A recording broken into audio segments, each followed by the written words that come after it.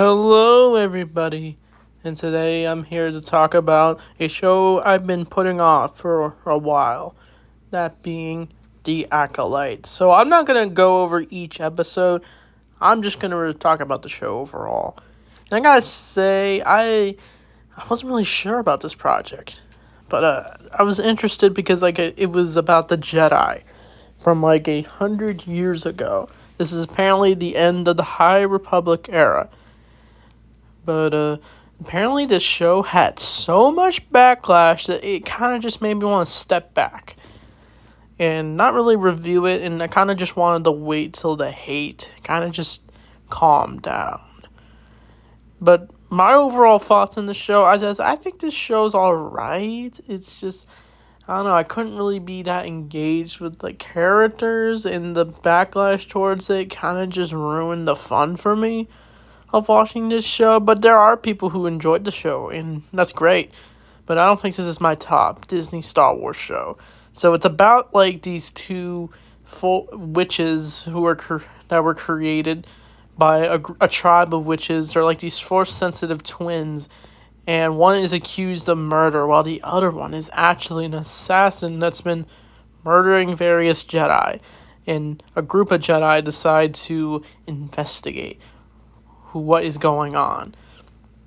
So each episode, the first two episodes is kind of just like the murder mystery, where we do see the character, I think her name is Aisha, I'm sorry if I said the name wrong, but she's the sister, she's the bad version of the other sister called Osha, but she kills the Jedi Carrie-Anne Moss's character. So Carrie-Anne Moss is supposed to be in this show, but she's only in a few episodes, but she gets killed off the first episode, and it was like, what? But I was excited because Trinity from The Matrix is going to be in this show. But she gets killed off, like I said, but we do see more flashbacks of her, but I don't know, I just did not feel enough of her character.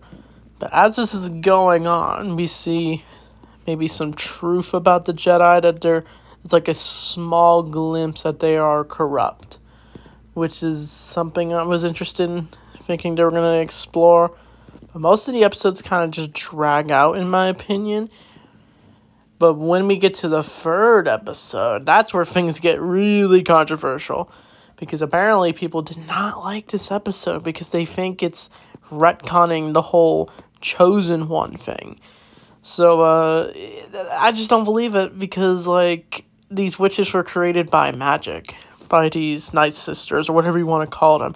They called these group of witches the Jedi meet, and they caused some contrast. Lose my words, but they caused some destruction for these two twins that caused them to be separated in the first place. And so the Jedi covered it up, and they got these two Force-sensitive twins. One of them became a Jedi. She was even tested to be a Jedi, just like how they did it in The Phantom Menace. Like how they use the test to see what they see behind the device thing, or whatever you want to call it. But Osha decides to become a Jedi, but we do find out later in the show that she quit being a Jedi because she didn't like the Order all that much. She kind of was having a life of her own until she bumps into these Jedi again who have history with her. But as this is all going on, each Jedi just keeps on dying. We see this Wookiee Jedi.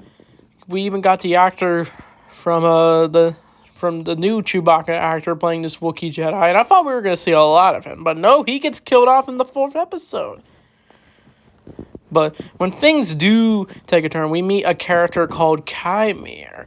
He's also known as the Stranger. So I want to talk about the Stranger. The Stranger is easily my favorite part of this show.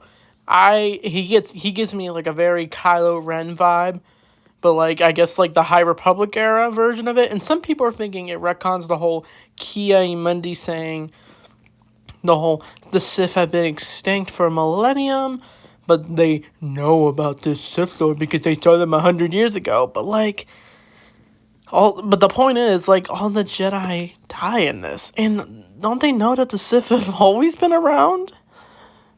They just stay hidden and literally all the Jedi die. The Jedi don't have the information, and plus the Jedi are known to cover things up because of it. Even though we get the one Jedi with the lightsaber whip, we see her like lightsaber whip. We could have saw more of that, but her character, she ends up covering it all up. I'm pretty sure, but we don't know what's gonna happen since the show got canceled. But back to the Stranger. His character was really cool. Like I said, Kylo Ren vibe. And he ends up, here's a funny detail. He ended up being naked when he was going swimming after the lightsaber duel episode. And it kind of reminds me of how Kylo Ren in The Force Awakens, he took his helmet off. And then in The Last Jedi, he takes his shirt off. But then in The Rise of Skywalker, he dies. And now in The Acolyte, we see a character similar to Kylo Ren. He just goes full nude. And it's a meme at this point. But his scenes were definitely interesting. I like his helmet. It's actually he's got like a scary voice, and he ends up just brutally killing these random Jedi.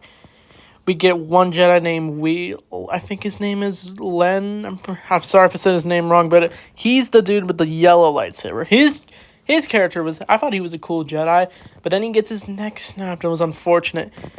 And the one girl played by Laura from the X-Men Logan movie, she has like a cool lightsaber scene with Chimera, the Stranger, and she ends up getting killed herself, and it's brutal. It's sad to watch. But all these Jedi die except for Master Soul, who caused this whole mess for the Force-sensitive twins.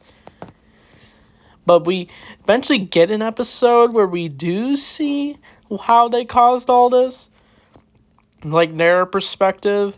Apparently, Soul killed the Night Sister Witch, and the people didn't like these Night Sister Witches because they're calling, I don't know, the outrage YouTubers are calling this show woke, and even though they were planning to hate this show this whole time, and woke just becomes like a meaningless buzzword. I don't get how a word that's about like staying aware of social issues is a bad thing, but I don't know. I guess people have their own definition, and they want to use that for this show.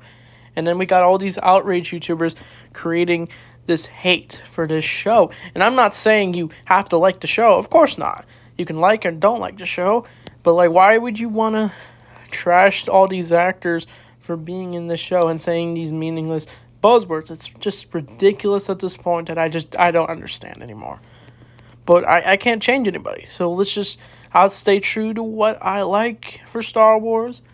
And I'll be kind to all of you, of course. I'll be compassionate. But back to the show. But once we get to the final episode, things do get interesting. The one thing that we did get in this show, here's a big one. Big spoiler. We see Darth Plagueis when Chimera and Aisha are trying to go find Soul and Osha. But we see Darth Plagueis in a cave. It's very creepy. It's so cool that they managed to finally get Darth Plagueis in live action. I thought that would never happen. Once I saw that, I was like, whoa. But we do get a final lightsaber duel between Soul and the Stranger. He ends up defeating Soul, and Osha ends up, I think she ends up killing Soul and eventually turning the lightsaber he had red. So it's kind of like in the Legend continuity where, like, if you can bleed your lightsaber. Like, you can turn, if you're a Sith, you can bleed the lightsaber and turn it red. So that was a very cool scene. But at the end, the Force-sensitive twins decide that they're going to erase Osha's mind, so she has no information on what just happened to the Jedi. So they believe that Soul was the one that killed all the Jedi because he was trying to cover up what he did to the Force-sensitive twins. So yeah, they don't know about the Sith. And we do get the scene with the Senate, the only political scene in this show, and people love saying these shows have politics, identity politics, but whatever. But yeah, the show ends on a cliffhanger with a cameo of Yoda. And I don't know if I did mention Ki-Adi-Mundi. We did get a Ki-Adi-Mundi cameo, and people are like whining about his birthday. I'm like, I honestly don't care because Ki-Adi-Mundi is wrong about the Sith being extinct. That's the whole thing of his character. So yeah, I debunked all the points here, but if you like the show, cool. If you don't, you don't. If you don't care about the show, that's also fine. But overall, The Acolyte could have been a lot better, in my opinion. I'd probably give it just a 6 out of 10, I think that's pretty fair. But, I don't know what's next for Star Wars, because after Skeleton Crew, I don't know if they're going to do more live-action Star Wars. It sucks that us Star Wars fans are trying to come together, and I was just on the live stream with my friend Brent, Age of Grogu, and he enjoyed The Acolyte too.